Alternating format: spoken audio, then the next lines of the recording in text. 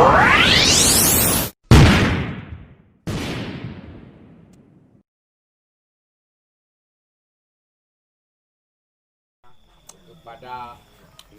kita kena jual abang katanya, adik katanya dan bapak katanya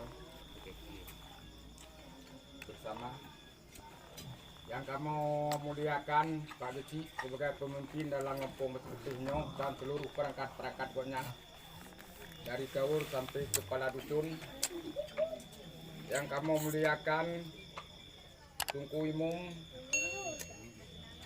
sebagai lampu penerang di dalam masalah agama dalam Kampung Putihnya yang kamu muliakan Tua Pet, Tua Pakat, Tua Adat yang di dalam Kampung Putihnya yang kamu muliakan Ketua Pemuda dan seluruh pemuda-pemuda yang di dalam Kampung Putihnya dan seluruh yang kehadir nimbak malamnya guna hana lain begitunya adalah ya sedekah doa kepada abang kitanya ataupun adik kitanya ataupun bapak kitanya bersama dari Kampung Bom Lama Katruh Kuno Tateka Bak Kampung Pati Putih. Doa-doa yang kali kita baca buno memandumnya adalah berterima oleh Allah Subhanahu wa taala.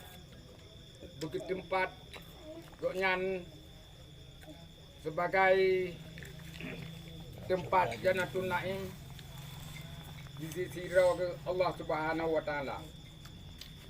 Yang kagak tinggalkan oleh ahli baitnya ataupun parumah nyopi bek sedih kagak tinggal rawan selalu bergembira dan selalu banyak doa kepada orang yang ketinggai walaupun hanale urangnya nyodron yang ketinggai nyo bersama-sama sering berdoa oleh urang dron ahli famili yang di dalam keluarganya.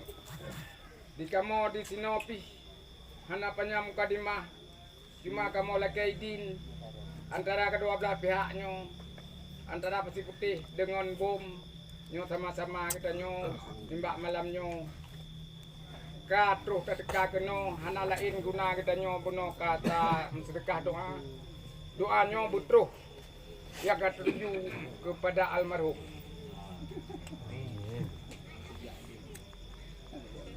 Disambung gebuh lan lincah Potiman wah baju bulan puasa menyebut sama dia ku sering tak baca hinan cukup jai pala kepegah li Rasulullah menan si tempat bak kamu piu awal ni sampo berita baru nulentika yang payah ada badak menan si makanan yang kamu pacu lagi tersampo tinggal pihana. Jadi enak komentar. Assalamualaikum warahmatullahi wabarakatuh.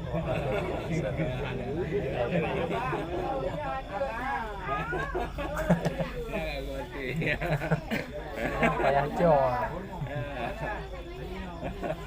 Kajian.